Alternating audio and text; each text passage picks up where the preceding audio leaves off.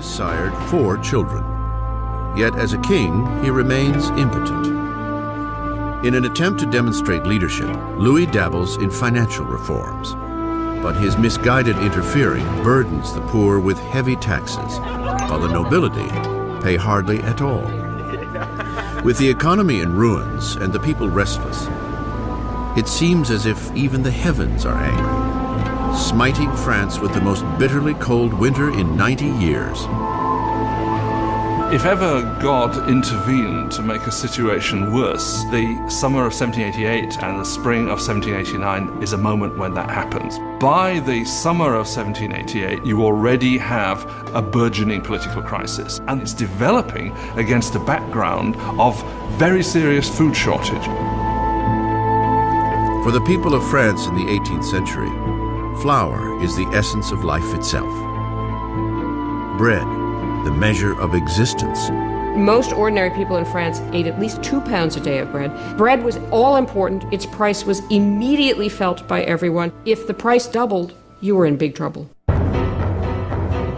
Under Louis's financial mismanagement, the cost of flour skyrockets.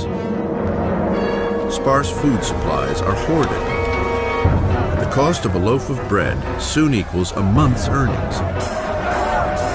Hunger turns to rage. Riots break out across France. Homes are robbed. Bakeries are raided, and shopkeepers suspected of stockpiling bread are lynched on the spot.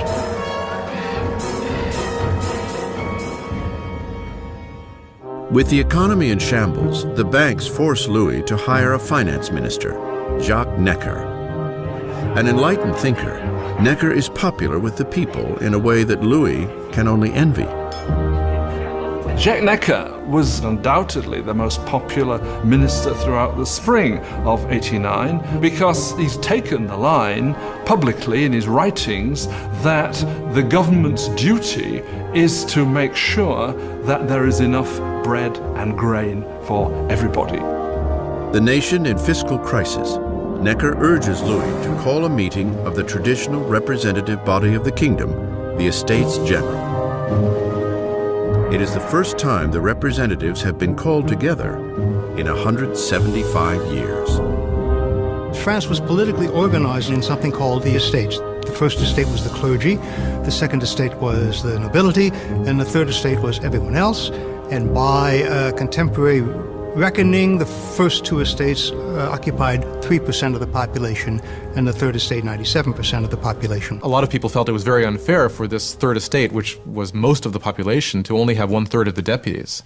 They felt it was very unfair that this should be a 3-chamber parliament, where 2 chambers, the nobility and the clergy, could always outvote the commoners. May 4th, 1789. A skilled young lawyer and politician arrives at Versailles. Maximilien Robespierre comes to stand before the Estates General as a deputy to fight for a fair voice for the people he represents, the Third Estate. An orphan from the provinces, Robespierre had risen to academic prominence on a prestigious scholarship, becoming an eloquent speaker, prim in appearance, with never a hair nor a phrase out of place. Back home in the small town of Arras, the Enlightenment ideas he had absorbed in the salons of Paris found a powerful voice as he became a hometown lawyer for the downtrodden. By the time he went back and started to practice as a lawyer, he was reading very widely in the Enlightenment. And Robespierre was someone who, when he was practicing law in Arras, tried to actually bring the ideas of the Enlightenment into the cases he was fighting. At the Estates General, Robespierre and his colleagues are demanding that the nobility and clergy pay taxes, but Louis feels increasingly threatened by the growing radicalism of the Third Estate. Then, on June 20th, after a 6-week deadlock, the deputies arrive to find that they are being silenced. On June 20th, when the deputies come to their meeting and find the doors locked, they suspect a plot. They move next door to what we call a tennis court, which was really a handball court, and gather together and swear they will not stop meeting until they have a new constitution.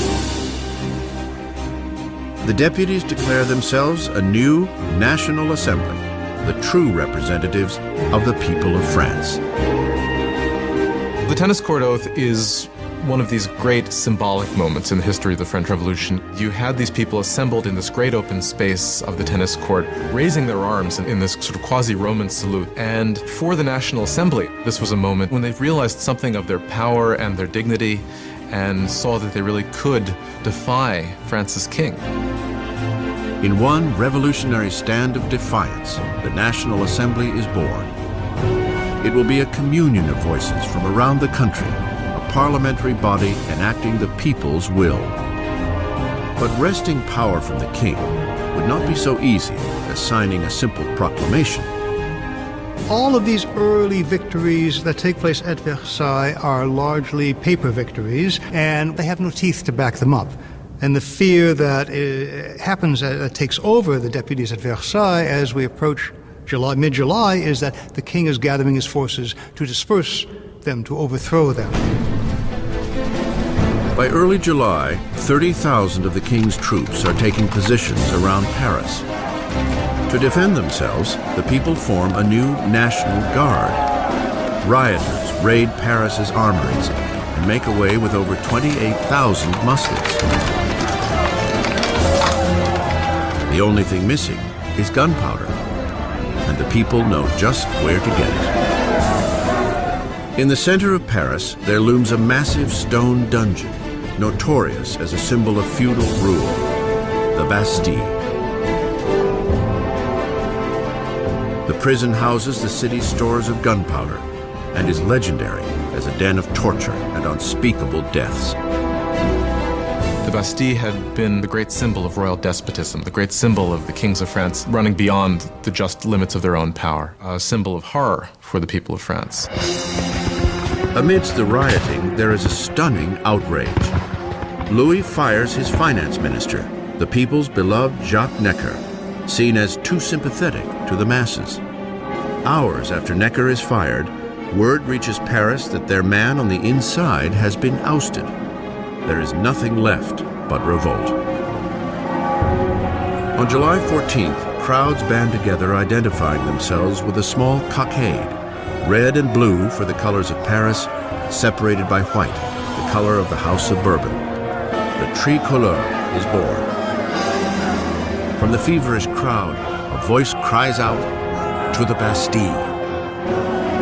Attacking the Bastille means that the people of Paris are saying, you cannot get rid of the new National Assembly. The people are acting, they're arming themselves, and they're basically saying, we take the side of the revolution. At the sight of the approaching mob, the governor of the Bastille, Bernard de Launay, attempts to lock down the prison. He mounts a hopeless defense, and the marauders storm the fortress and tear into the guards with knives and pikes. Finally, de Launay surrenders, but the enraged mob engulfs him, dragging him through the streets. The jeering horde kicks and stabs at him until he shouts, "Let me die." The crowd eagerly obliges. He is stabbed and shot, and a revolutionary tradition is born. His severed head is paraded on a pike.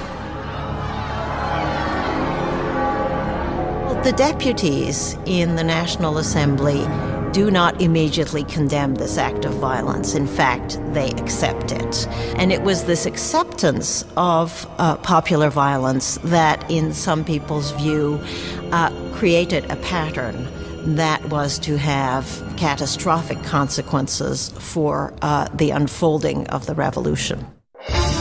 With the smoke still clearing over the Bastille, Louis XVI returns from a hunting trip. In his diary under the date July 14th, 1789, he writes, "Nothing," a reference to his unsuccessful hunt.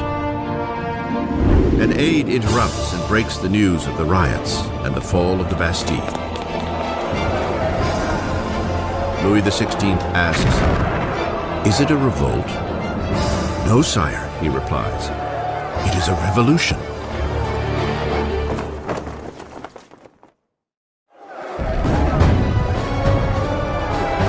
victory at the Bastille unleashes the irrepressible torrent of revolution. The people had defied their king and won. There would be no turning back.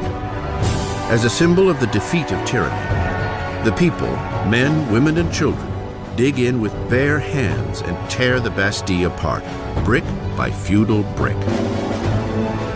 They are beginning to dismantle the past itself. The French went about the process of tearing down the Bastille as quickly as they could.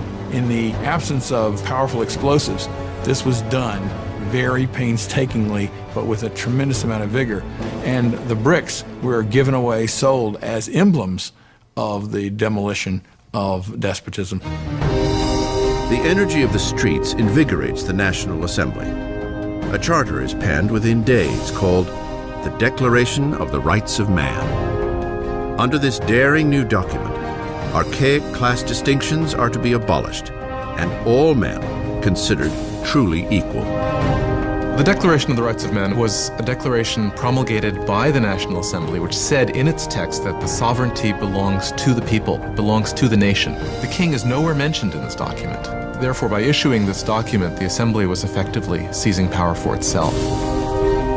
With the new National Assembly as their voice, the citizens of France set out to change the very fabric of their world. They demand a constitutional monarchy, equal rights for all men, and justice under reasonable laws. To provide a greater voice for the call of revolution, Robespierre demands increased freedom for the press, long muzzled under the old regime. The resulting free press is spearheaded